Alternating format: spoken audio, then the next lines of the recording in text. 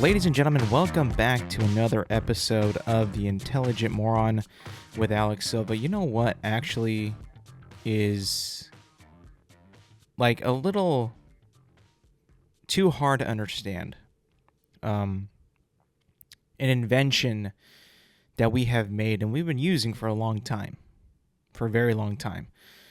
But there's many varieties, qualities, types, amounts sold, and it's a product that you can find pretty much at any store that you go to. And like I said, different brands, varieties, qualities, textures, amounts. But paper towels are a weird item that we have, that we created because we don't want to wash towels as often. So what did we do?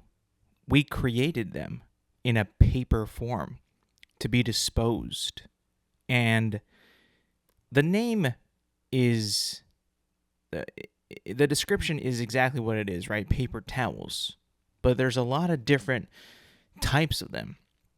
You got some that are pretty cheap and honestly don't really absorb all that much liquid. And then you have the quality, which is Bounty and other brands like that I'll be honest, I've recently bought Bounty paper towels, and by no way, shape, or form are they sponsoring this podcast, but they should. But anyway, their paper towels are out of this world. Elite, if I'm being completely honest. And it's so weird because I haven't had Bounty in my house in a long time. Normally, I just get the Kirkland brand when I go to Costco because they sell so much of it and the price it can't beat.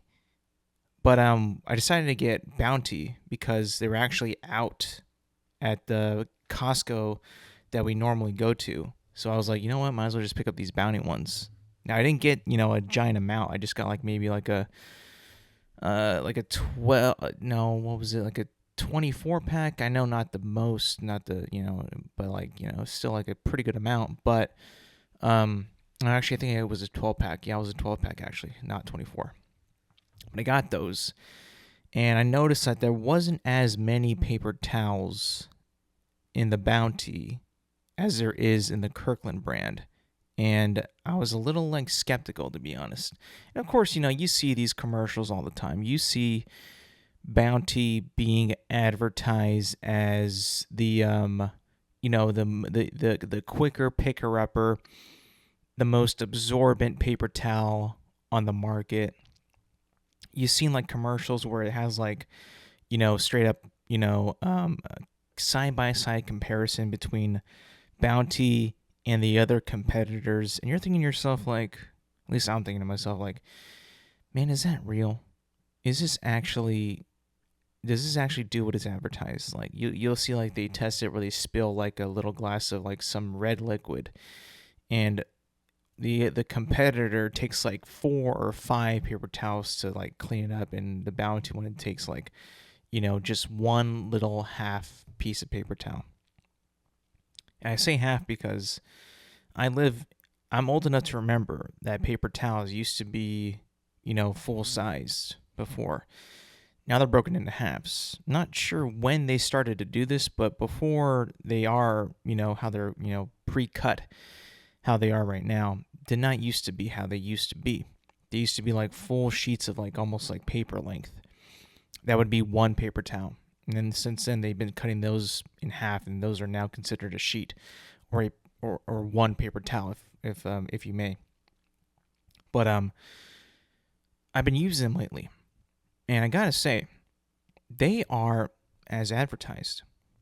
I am noticing that I am using less and less paper towels. I'm using one after I wash my hands in the sink, in my kitchen, and I'll just get one, and it will dry off both my hands with more to spare comfortably. Before, I would need at least 2. There was no way that I could dry my hands with one sheet of the other paper towels and be dry. But this one, it's like without a doubt dry. Like there is like no leftover water. It's super dry. And I'm actually like kind of like, wait a minute. I know that we can get a lot of the Costco kind for a pretty decent price. Now we get a lot. The quantity is there. The quality, however, is not quite there.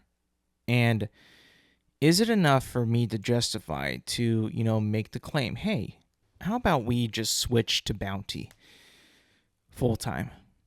Like maybe that'll be a better option for us as a household than getting bunches and bunches of the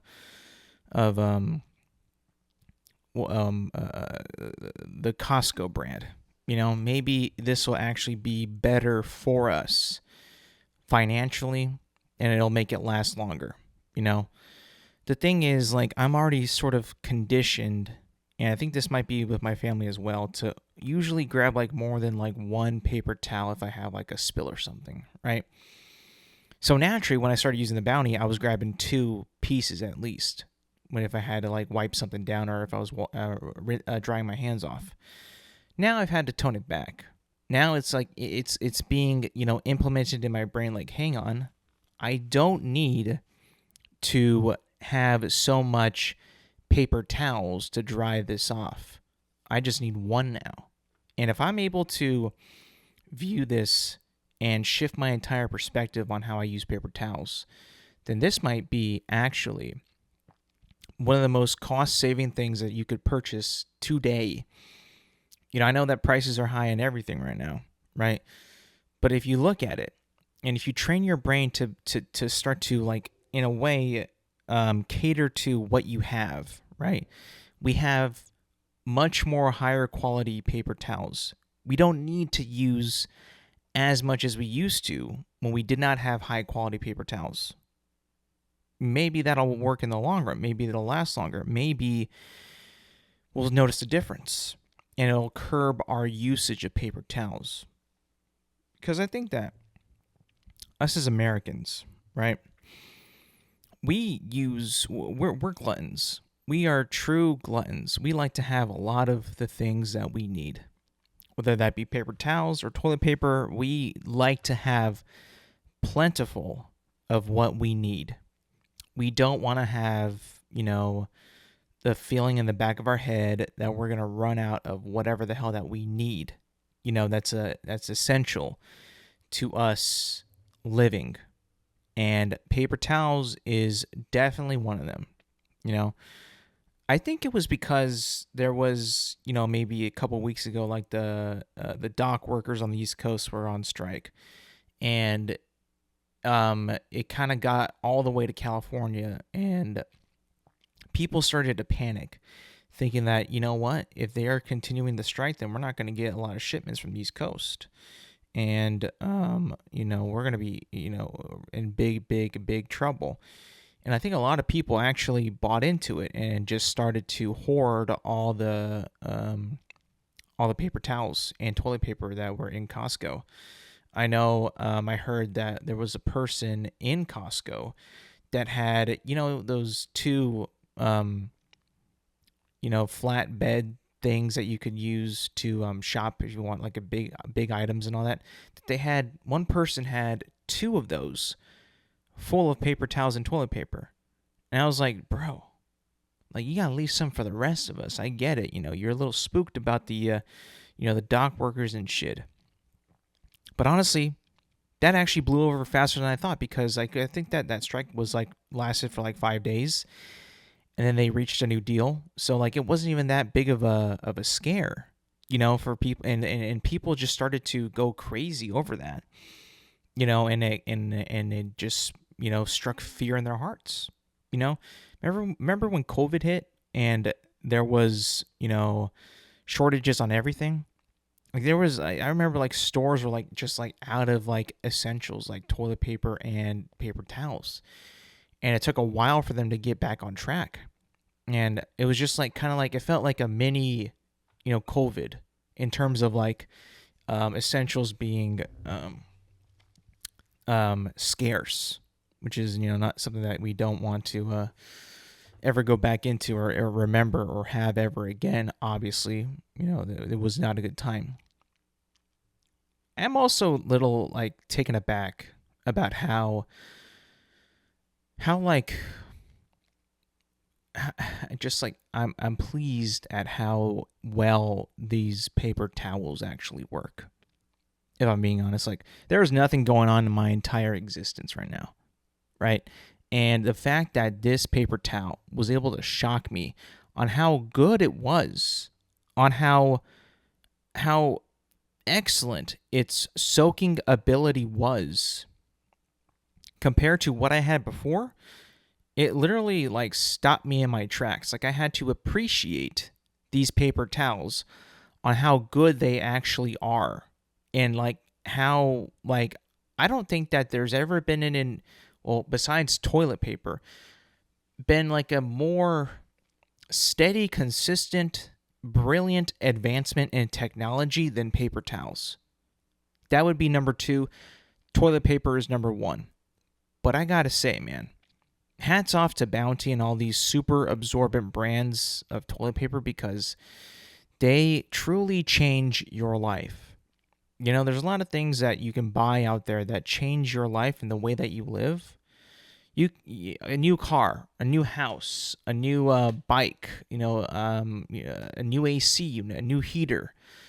But something that's going to literally affect you your entire life and probably every day, multiple times a day in your life, that you will go time and time again and be just absolutely like appreciative of this thing that exists that does the job so well, is paper towels.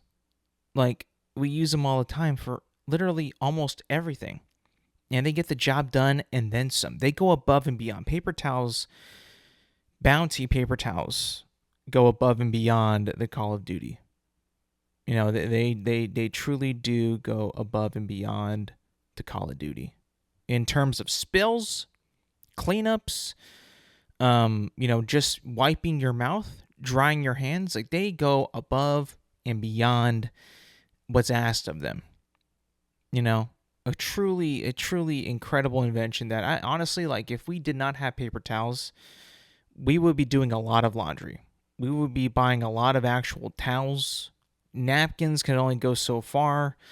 They don't have the versatility, the convenientness, the accessibility as paper towels.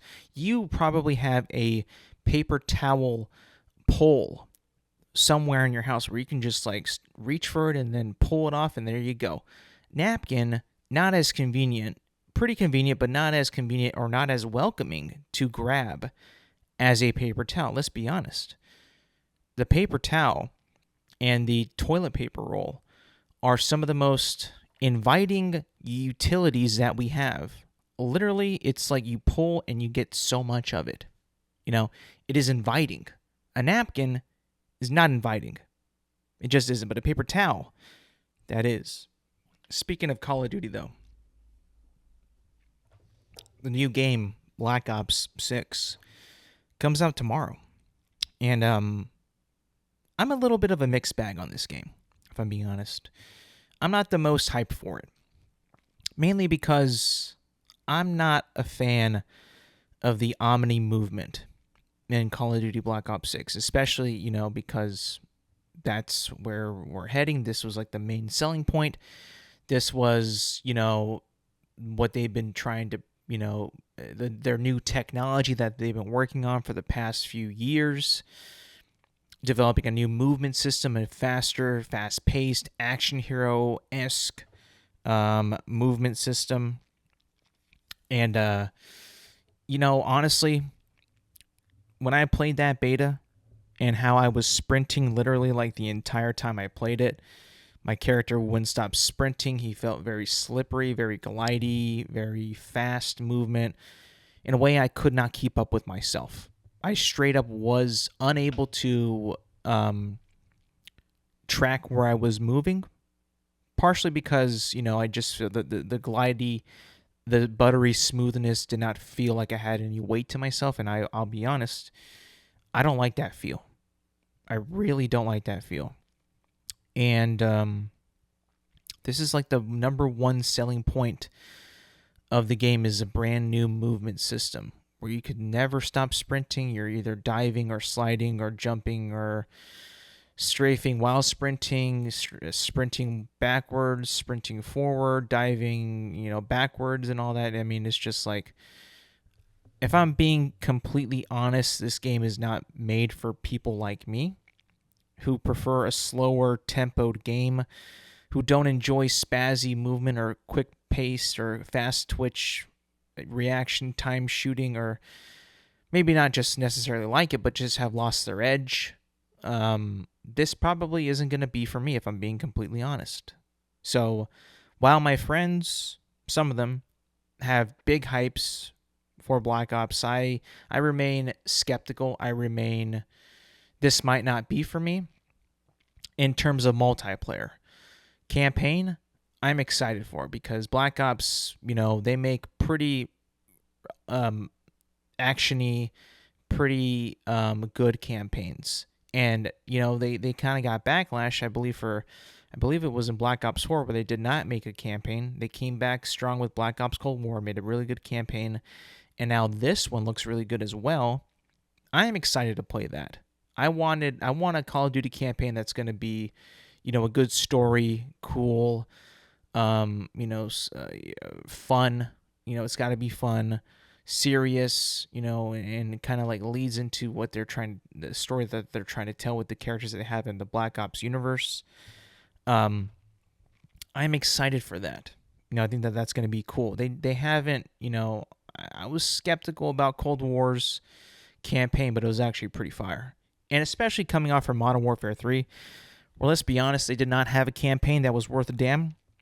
They just had you would just run around the Warzone map and complete little side missions. No set pieces, no blockbuster, scenes, nothing cool to talk about, very forgettable. I mean, I didn't play a second of it, but I heard that everybody who did play it hated every second of it and was like, why was this even made?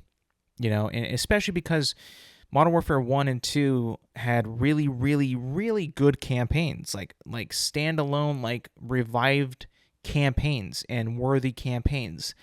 And then Modern Warfare 3 comes out and we get, a bag of shit.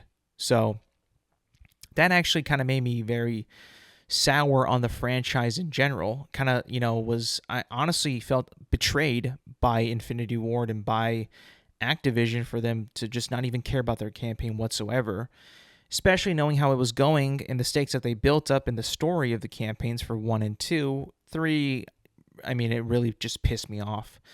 It made me like, I'm pretty sure you can find, recordings of previous, podcasts where I'm like absolutely enraged of the decisions that they were making with that campaign and how I was not going to buy the game full price, which I did not buy at full price. I got it for a discount, so I win in that situation.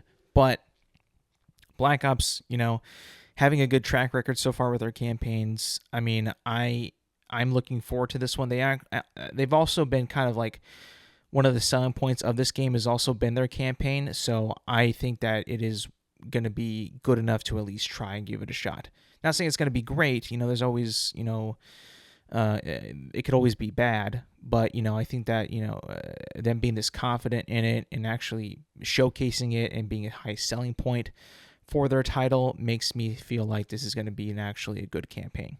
In other words, zombies, I haven't been really a zombies guy in Black Ops or any Call of Duty for a long time. I kind of like stopped caring after Black Ops 2. Black Ops 1, was when I really cared and I actually liked it a lot. Black Ops 2 was where I kind of fell off. And then 3, then 4, then the other iterations from like, I think, whatever ones that had zombies that were not Treyarch games, I didn't give a shit about. Right now in my mindset, where I'm at as a gamer,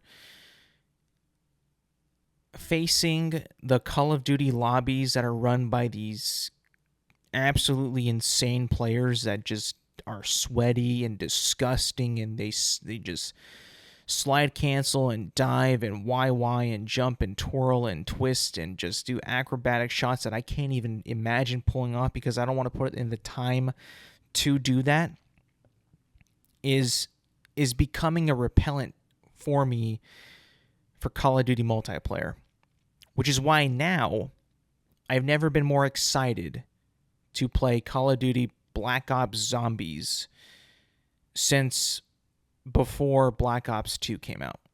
I have not been this excited in well over a decade to play a Black Ops Zombies game.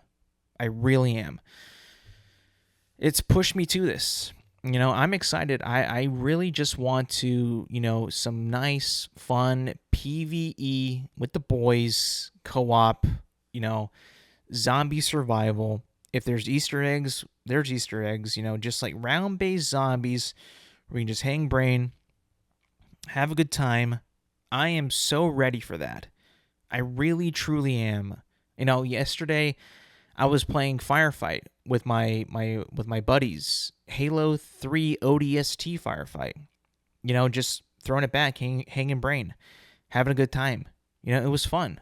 It was fun to do that, to not be, just absolutely shitted on by all these freaking try-hard, sweaty COD players out there that have no jobs, that aren't employed, that just rot in their room, and while they just, YY the entire day and spin around and then just, barely concentrate, are brain dead scum of the earth.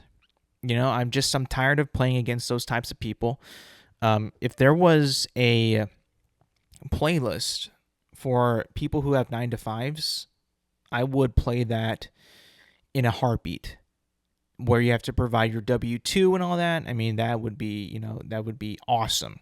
You have to prove that you are a working man or woman, and you want to play games and not be absolutely shitted on people who don't have lives, who all they do is play video games all day. And you, as a 9-to-5er contributing to society, are unable to unwind and have fun.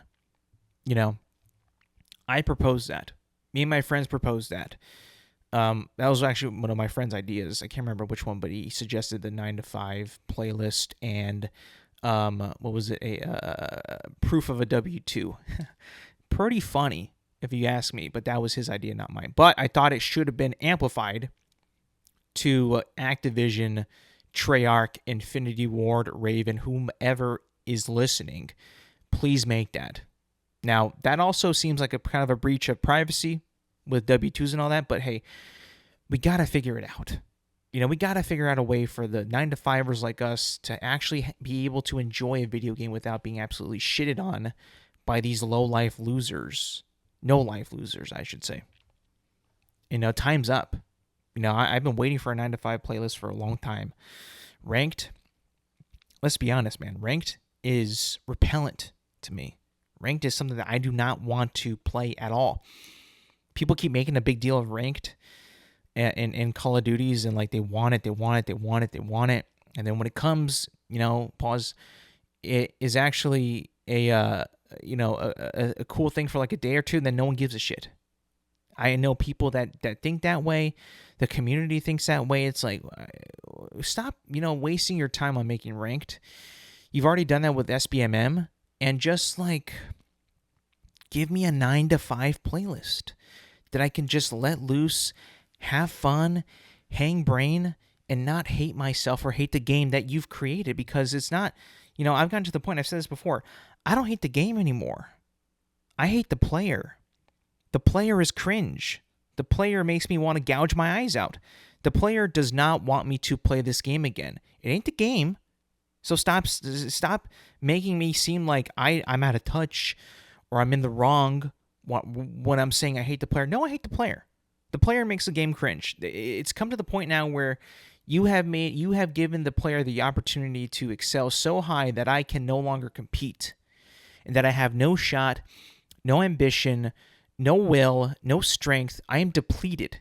It's actually, and it's not like I can't try or I don't have the will into me to do it. I do have the will. It's just I have to become somebody I'm not to compete with these guys.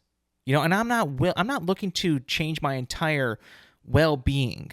I'm not looking to change my entire life to be good at a video game because these guys don't have lives and just play all day. I'm not willing to sacrifice my entire life or change up my day-to-day task or quit my job. I can't do that.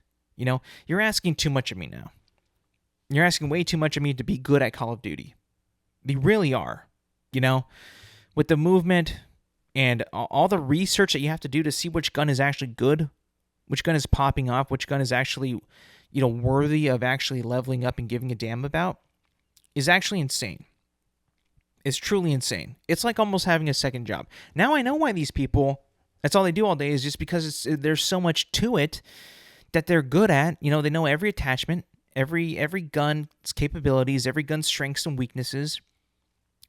Do you think we don't have time for that? Like I'm saying, like I'm reiterating what my friend said. Give us a 9 to 5 playlist. All right, stop fucking around and give me a 9 to 5 playlist. That is all I ask for. That's all we ask for as everyday avid Call of Duty players. Yeah, sure. Double XP weekend, launch day, we'll probably be grinding. Sure. But other days when we want to just hang brain, chill out, level up some guns, we cannot do that anymore. Our freedom has been taken away. We are being treaded on. And I am being, stomped into the ground by these no-life, whacked-out players, try-hard players, sweaty players that just, they don't allow me to be free. And they tread on me every day. Stomp me into the ground, body slam me, elbow pile drive me. It's ridiculous. It's ridiculous. Give me a 9 to 5 playlist. Please. You know what I see now? Besides home shows and home improvement shows and home renovation like I talked about a couple weeks ago. Or last week actually. Reality TV is kind of weird right now. Reality TV is usually about, people who live on a beach, people dating, people fucking. It's wild. What reality TV is nowadays. It's like very, and it's majority of dating shows, relationship stuff. You got 90 Day Fiancé, The Bachelor has always been a staple for a long time. Love is Blind, Love Island. You got so many things, you just surrounding love, relationships, men and women, women and men, right? And you get so much of that. And the thing about reality TV nowadays is now there's no talent involved at all. You don't really need talent to be on a dating show. You might have to have good looks, you might have to be attractive, but no talent really is there.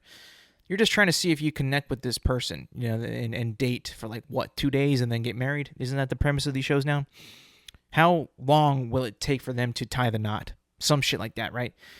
And then you got people who just live on vacation their entire lives, right?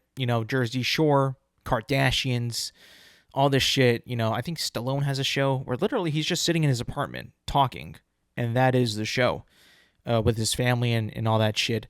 And they just follow him while he's on vacation or while he's in New York or while he's, wherever. He's just doing nothing. It's not how it was back in the day, where my introduction to reality TV was around talent.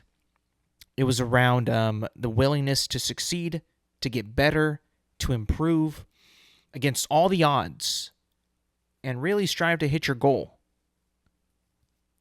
My introduction to reality TV back in the day, maybe about 2006, 2005, wasn't dating shows, wasn't Survivor, wasn't it wasn't whatever, all that, Kardashians. It wasn't that at all. It was culinary shows, culinary reality TV, competition, specifically Hell's Kitchen. Hell's Kitchen, man. And I know what's going on today still going on. And then Gordon Ramsay's got other shows like MasterChef and like other things like that too. But Hell's Kitchen back in the day, like I said, 2005, 6, 7, around that time, that was like my golden age of reality TV, where I would watch Hell's Kitchen week after week, week to week. I would be caught up on that shit with my family. Hell's Kitchen, dude, was elite.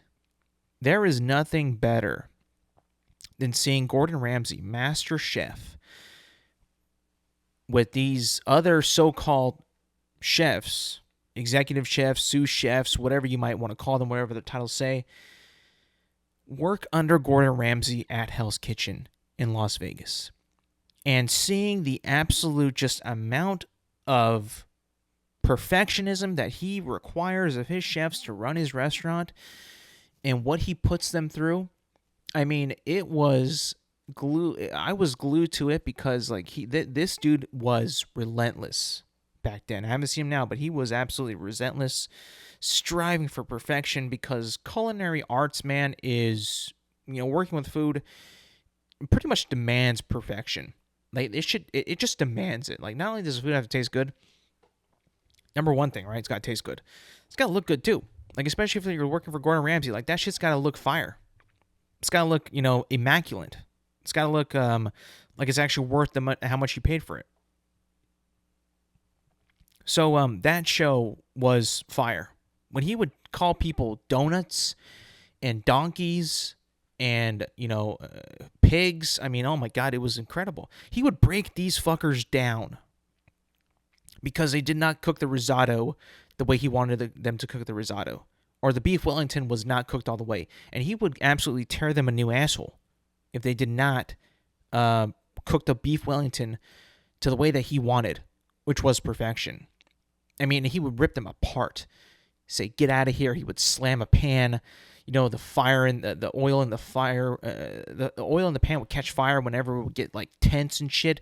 Whenever somebody would mess up, they would go at each other. They would argue with each other. And Gordon Ramsay would just be like the one to be like, hey, you're wrong too. Get out.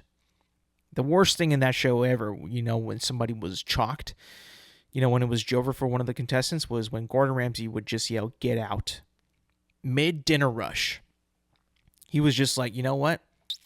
Get out. You can't cook my risotto, get out. You can't cook my beef Wellington, get out. Any of this shit that it's on the menu that you guys chose in the previous competition or that we're going to be preparing, you can't cook it, get out. Incredible. Demanded perfection, demanded excellence, demanded discipline. None of that exists now in reality TV. It's all dating shit, fiance shit, bachelor, whatever, Vacations. None of it actually that we want to watch. Not actually stuff that, you could actually look at. You could be actually inspired by Hell's Kitchen.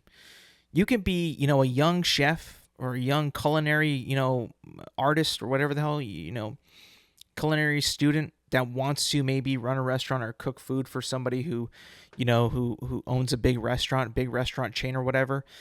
And you see like how they cook the food and like how Gordon Ramsay is. And like, if you're able, you think that you could withstand Gordon Ramsay, you could possibly make it anywhere in the culinary arts, field, then that show is actually extremely inspirational to somebody who wants to be in that field. And there's nobody better than to have like a, to break you down, to bring you up, to knock you down again, to train you, to show you how to endure the pressures of cooking in a kitchen under a chef like Gordon Ramsay than Hell's Kitchen. I mean, it's actually inspirational, And I watched that for like maybe a good 3 or 4 years. Then I just kind of stopped watching it. Other things, happened. It was phenomenal. That is the reality TV that I grew up on. Hell's Kitchen, man. And I got into MasterChef. That was good too, but not as good as Hell's Kitchen in my opinion. And but dude, Hell's Kitchen was like elite reality TV. Like, it was so good. I mean, like, every episode you're like, what the fuck? This is crazy. These guys can't do shit, and Chef is losing his mind again. It's just beautiful, and it was just something that, you saw and then you were like, dude, this is wild. This is wild. Wild TV. I get it now, different audiences.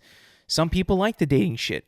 Some people like the vacation, Kardashians, Stallones, whatever the hell. I think that Terry Bradshaw even has like a reality TV show where he does nothing as well.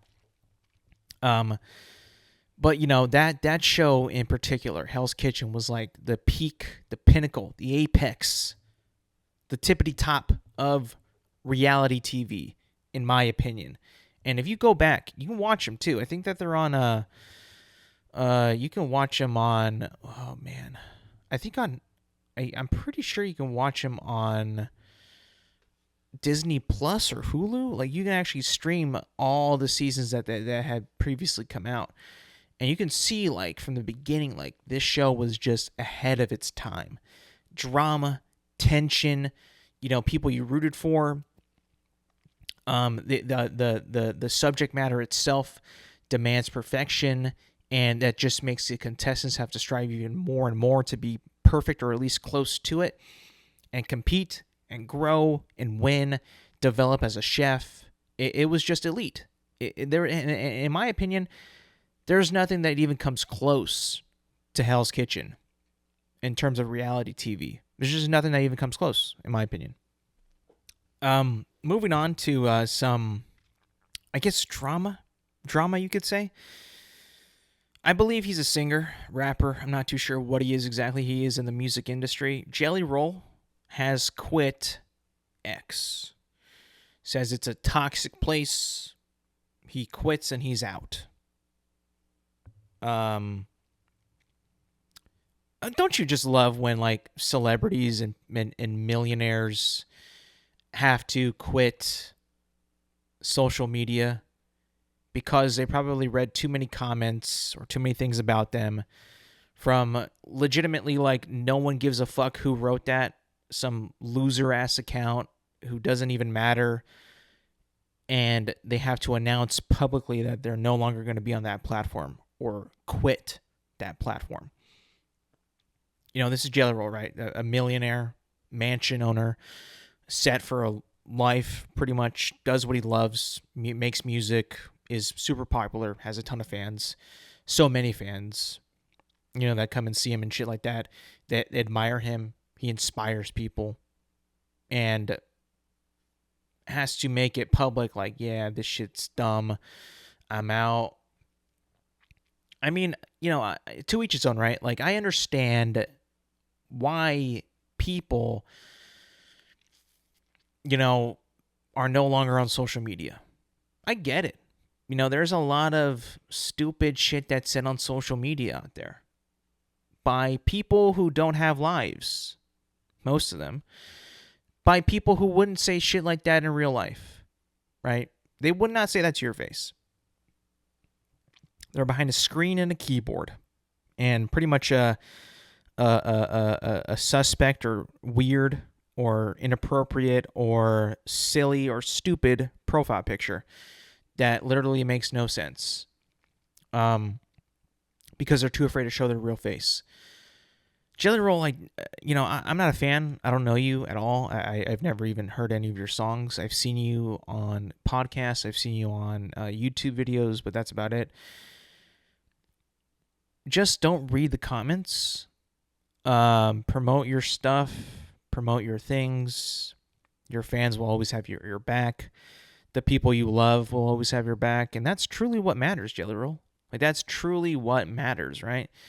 I understand, like, you are a celebrity. You're going to be on social media. You're going to be on X, for a long time, long periods of time during a day. Engagement, I understand, but I promise you, man, like, the people that are on X, as wild as it can be, X is a wild, wild place. They're not like that in real life. They're like that online, but let's be honest, we need to stop making it so stuff that's online, like on X and social media, we can't let that get to our, personality. We can't let that, we cannot let that, really, I don't know, mess with our psyche, I do realize I've never had this happen to me in my life. People just like say your take is dumb. Your voice is dumb. In this case for Jelly Roll, like, I don't know, what do they say? Maybe his music sucks, or that song sucked, or you look dumb. I understand that. But that isn't real. Those people saying that would never say that to you in person, for the most part. For a good portion would not. There might be some, but like for the most part, they're not going to say exactly what they say on X to your face. They're just not. And I think that also, I understand that people, do take things seriously. They do take, social media seriously, and they also take like, bashing on people seriously.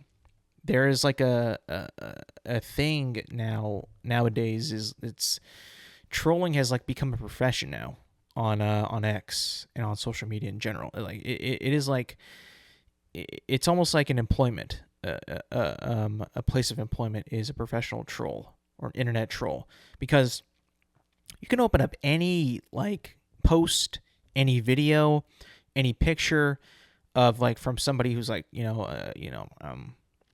something that's somebody like in a public space, maybe like an official video from like a movie trailer or like a picture or something like that, and pretty much guarantee you like the first like 20 comments are going to be like a troll comment. Not a serious comment, not like a critique, not like criticism, but like a troll comment. Guarantee you, like the first like 20 comments of anything that's major, popular, whatever, is going to be like a troll comment. It's almost, I can understand like why that's annoying. It annoys me as well. Like, Jesus Christ. Is literally everybody on the internet just a troll? Like, is that really what it is? But then again, I'm like, you know what? No. It's not everybody, but that's what people like to do. And I've come to the conclusion that because every comment is a troll or a gotcha comment, literally every single one, we might just have to, come to the conclusion that there's two different sides of people. There's people in real life, and there's people on the internet. And we just have to stop treating or stop reacting to the people that are on the internet, because those people can't be taken seriously. In real life, sure, we can take them seriously, but on the internet, we just can't do that. We can't, because literally everybody's trying to one-up each other. They're trying to troll each other, trying to gotcha each other, trying to prove a point, trying to push somebody down. It's like literally everybody, because you get this almost invincibility. Everybody does when they comment on something on the internet that they're not going to be held accounted for, or it won't have any repercussions. And I used to think that it was just certain people, but I think it's literally everybody, because you do get that feeling of invincibility on there. It's inevitable. It's weird. It's like you gain this power that my comment is going to be set in stone. People will read it unless I take it down, and they will have to abide, and they will have to, suffer the repercussions of what they think of what I said, and they will have to deal with whatever I said, because I'm not going to take it down. Like, it's like almost like everybody has that little impulse to troll, to make fun of, to put down on the internet. And just like bringing it back to Jelly Roll, like, dude, that's literally the internet. Like, you cannot win. The best thing that you can do, well, you can't win. You can win by not reading it, by posting your stuff, maybe a couple engagements here or there, and that's about it. And honestly, though, if you, there's like no joy in perusing the internet. There's like no joy in perusing internet and looking at comments or reading comments. Like, there's no joy in that. There really isn't, because it's all meaningless. It's all meaningless, and it really it should not have any like effect on your brain, because it's not real. Like, it's real, but it's not really real to you, No one's going to be like up in arms for like comments that were made on X, I mean, like, they might be for like a day, an hour, maybe, but that's about it. I don't know. I just feel like, everybody on the internet kind of has like a little, like a I'm drunk on power type thing, where I can say whatever the hell I want, and they do, and none of them really like truly are like that in real life. So I think that, the internet's never going to lose. It's always going to win. and you just have to kind of like be neutral. You can't pick a side. You can't fight it, because if you fight it, you're never going to win. But if you don't fight it, you never lose. So I think that, when it comes to the internet, always just never participate, because then you'll never lose when it comes to comments, trolls, or just the internet in general. Moving on to some movie news. I've been wrong about this. Well, I don't know if I'm wrong yet, but I made it very clear a few months ago when the first trailer came out for Gladiator 2 that I was not excited, that I was actually disappointed. And that trailer was bad, and it made the movie look bad, like really, really bad. And I was like, not just mad at the fact that it's coming out, but like that the very existence of this movie is, it like embodies unnecessity. It embodies unnecessary films and unnecessary things that we make that should just not be made and should just be left alone. That Gladiator 2, and you can find this on previous podcasts, I totally went, to hell and back on this. Like, I did not care. I was in the boat, in the camp of like, this should not be made. It looks bad. Looks like a cash grab. No heart, no spirit, nothing to it. Nothing more, nothing less. Cash grab, and that's it. Don't watch it. I don't know if I said don't watch it, but I was very like leaning to, I'm most likely not going to watch this. Fast forward to today. I'm about to eat my words. I have not seen Gladiator 2. There's a lot of people who have seen it, and they're able to post their early reactions on social media and say what they say about it. Now, I'm reading not comments. I'm reading these people's posts of what they say about it. And they're really, really enjoying it. Like, a lot of them are. An overwhelming percentage of these people who have seen it, which are critics and journalists, they are loving this movie. Like, a lot of them are loving this movie.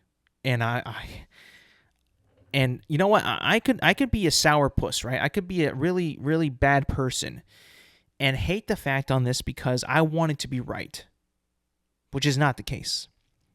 I don't want to be right about this. I did not want it to be an unnecessary film. It looked like that in the trailers and what I've seen before. But seeing what these people are saying, that's really good. That the cast is really good. That's epic as hell. Great battle scenes, bloody, violent, impactful, strong performances. Denzel Washington, I've heard, is like incredible. Like, if Denzel Washington is like that good in this movie, then it might be like an all-time classic, for real. And that's what I'm seeing, and I'm now excited. I'll be honest, like the second trailer, that I saw maybe like a month ago or so was actually pretty good, and I was getting a little like getting some hype on it, like getting some hope for this movie. Like, you know what, this actually could be really, really good. I can't lie. It could be good, but there was always this glaring problem that I had, which is it could not be, and it could be an absolutely disgrace to the franchise, which in my mind should not have been the franchise in the first place, and just totally unnecessary, like I said before. But seeing these reactions and the praise that this movie's getting is actually making me excited. To where I would be like, you know what? I gotta go see this. I gotta check this out because this could be really, really good. Now, of course, I want it to be good. Ridley Scott, I've been very critical of his films in the past 5 years. He's had maybe one good film, one decent film. Two decent films in the past 5 years. He's had The Last Duel, which I loved. He's had Alien Covenant, which I liked. And the rest, in my opinion, not very good. House of Gucci never saw, but I heard it was terrible. Napoleon, I was not a fan of. Really, really not a fan of that one. And there was another one that he did that was not very good. I can't remember. Some in the past before that, Robin Hood, I think, was a letdown for me. What was it? Exodus. Heard that one was not very good. But I'm hearing that this one's really, really, really good. So I'm actually getting actually excited for this and actually really, really want to see it. So I think that this could be something that I would actually enjoy. And I'll be honest, man, I haven't seen a movie in a while since Deadpool and Wolverine. This one I might have to put on the calendar. Like, I gotta go see this shit in IMAX because this shit looks fire, bro. I can't lie. I think it looks really good. The visuals look great. Like I said, it looked good, but I just didn't feel like it was necessary. I didn't think the story was there. People are saying it's pretty good. Denzel Washington, I think that is like really, from what I'm hearing, is like stealing the movie, and I'm like, dude, this could be sick. This could be really sick. I might have to check it out. I can't lie. Yeah, totally, excited for that.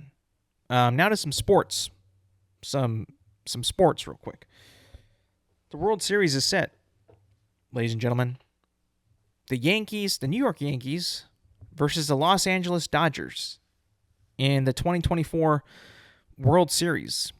Now, as you know, I am a Dodgers fan. Been one for a long time. Had my heart broken the past 3 years of World Series attempts and postseason attempts, and I had my heart broken all 3 times. We won in 2020. Let's be honest, so that was a kind of a Mickey Mouse World Series. Only played 60 games to get in. We won in the World Series in Texas against the Tampa Bay Rays. I mean, it was a good one. It was cool. We can mark that down as a World Series championship, but does it feel like a full one? Not really. Well, now in 2024, we're going back to the World Series against the New York Yankees, which I'll be honest, man, is a dream for all baseball fans, I think. I mean, I'm pretty sure I heard that it was like the most played World Series matchup for a long time, like back when they were like in the 50s and 60s and all that, and I think in the 80s. And we haven't gotten Yankees Dodgers since I believe 1981. And now we're getting it this year. Dude, I am so excited for this World Series. Not just because of the matchup. The matchup is great. It's fantastic. But for me personally, this Dodgers team, man, has had me so happy the past couple weeks.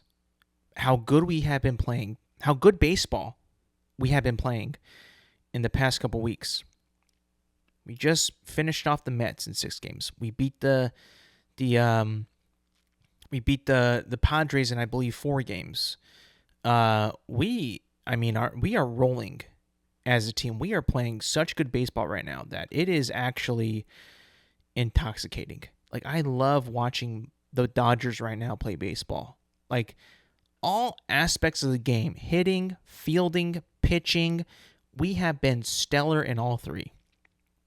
And I'll be honest, man, I have not felt this good about our team in a World Series postseason, whatever, maybe ever. I mean, we were good in 2020.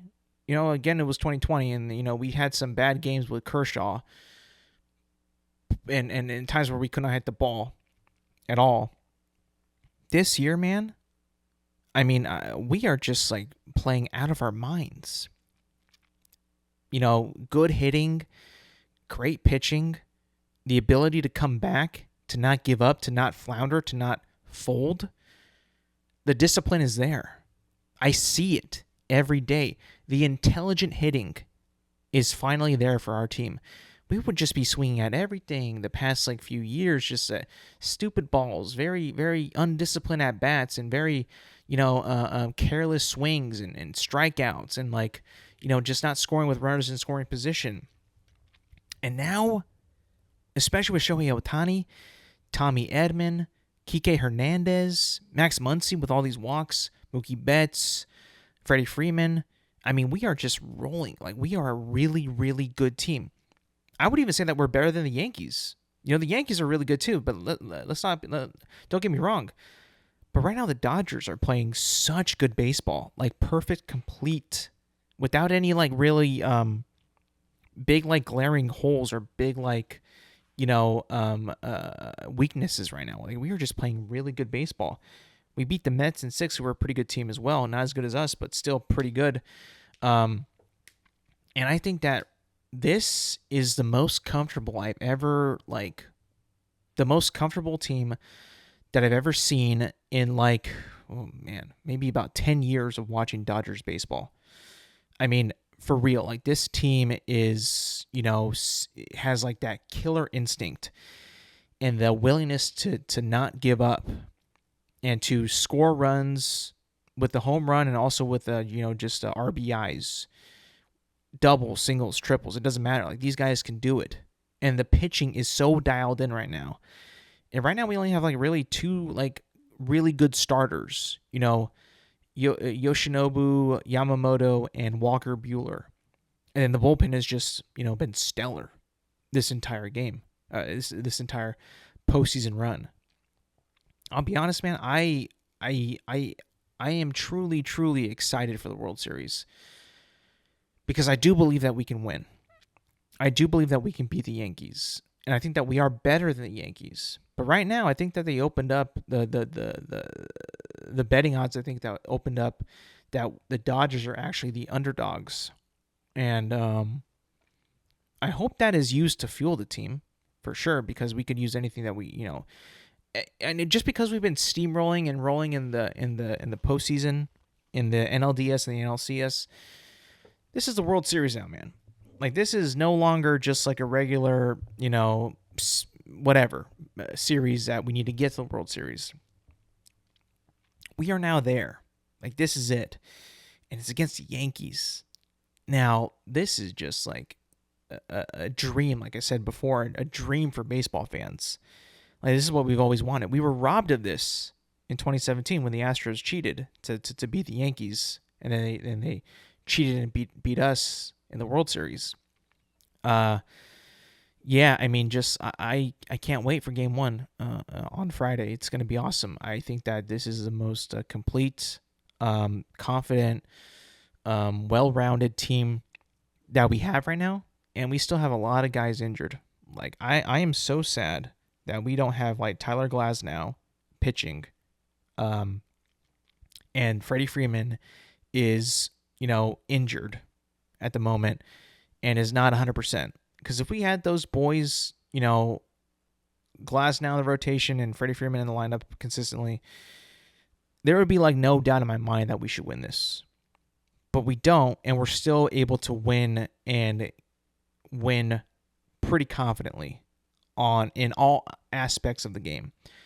And as a Dodgers fan who has had really, really bad postseason experiences as a fan,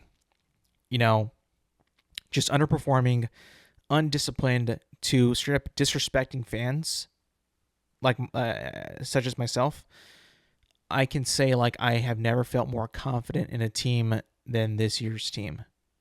And I cannot wait for the World Series. I just cannot wait. One last thing before I go, though. One last thing. A little bit of football. Week 7 concluded. I just want to talk about a couple stories that developed in Week 7. The Jets still look bad. They got Devontae Adams. They got their guy. They got Aaron Rodgers' guy. And they still look bad. The Steelers, Russie showed up, starting quarterback, had a good game, and he beat the Jets. And the Jets still look bad. And now there's talks of, trading Garrett Wilson because now they got Devontae Adams. I mean, is this Aaron Rodgers' fault? Is he not good enough anymore? Can he not compete in the NFL anymore? This could be his last year, potentially. Not just because his contract or whatever, but because he just might not be good anymore. Is it him? Is it the team? It kind of seems like it is him. He doesn't seem very good. Doesn't seem very quick, very sharp right now. It might be him. And I'm looking at Devontae Adams thinking dude, you thought that this was going to be a better situation than what you have now. Now, granted, the Raiders are a dumpster fire right now. They're extremely bad. But you're not going to a much better situation with the Jets. They're also not very good. They also have a pretty bad record. And it just kind of, you look at Devontae and you're like, I got to say, my respect for you kind of went down a little bit, man. It kind of went down. Like, I did you expect a Super Bowl with the Jets? Did you expect to win a lot of games with the Jets? What exactly were you looking at? What did you see that we did not see? Because I've been saying this last few shows. Like, I don't think that this is going to make a big difference for the Jets. Seeing of who they have and what their team is like right now. So maybe, are you planning for the future? You're going to play for the next year? Sure as hell, it seems like you weren't able to do that for Las Vegas. Just wait till next year. But will you for the Jets is my question. A little bit of a diminish on character, I think, in terms of Devontae Adams. Chiefs are still number one. They beat the 49ers this past week, and they still look really good. The Niners lost Brandon Ayuk for the year, and the Chiefs, as much as they haven't been looking like they played all that well in previous weeks, this week they look pretty damn good and still undefeated and the number one team in the NFL, undisputedly. And the Rams might be trading everybody. The Rams are in talks. There's been reports that they're looking to trade Cooper Kupp. And I'm thinking to myself, like, really? Him? He's a great receiver. He's a great player. Why would they trade him? Well, money, salary, future draft picks, looking at the team. And I'll be honest, if you look at the team right now, we probably need a rebuild. Like, it was great when we won 3 years ago against the Bengals when we got that Super Bowl. Matthew Stafford's first year, that was incredible. I loved every second of that. But if you look at it now, if you really look at it, like, we need to rebuild. Like, and if Cooper Kupp, trading him to get more players, to get, draft picks, to really build the team that we see for the next, like, at least 5 years, we might have to do that. Even though he is a staple of our team, he's like one of my favorite players. He's an incredible receiver. He's like Matthew Stafford's best friend on the team. That might need to happen. And maybe the Rams owners and general manager are looking at what we have and like, this team was good for what we needed it to do. We got that Super Bowl. We won. Now we have to rebuild. And if rebuilding is what we're going to be starting to do now, I think I'm willing to do that. I want this team to be good. I really, really do. And if we need to rebuild, if we have to get rid of some of our star players to open up some cap space, to get some draft picks, early draft picks like second round, maybe first if we're lucky, then we can do that. Then we should be able to do that. I don't know if we're going to be, starting to tank. I don't know about that. But, I guess whatever is good for the future of the team. Because it definitely seems like with this report coming out that they might be in the process of starting to rebuild, which I did not think that would be happening, but nonetheless, it kind of looks like it will be. And now we just have to wait and see of what moves we make in the future. Hopefully we get some good players in this. I would love like a good quarterback, like a good 5-star rookie quarterback. I love Matthew Stafford, but let's be honest, he's getting a little older, a little bit more fragile, and we're gonna need some help for sure with that. And that's gonna be it for me today, people. Thank you for listening. Thank you for watching. Remember, you can find this podcast on Apple Podcasts, Spotify, and YouTube at Intelligent Moron with Alex Silva. New episodes drop every Thursday morning. Make sure to like, subscribe, rate, review, and do all the good stuff. And yes, thank you for listening. Thank you for watching. And I will see you guys next week.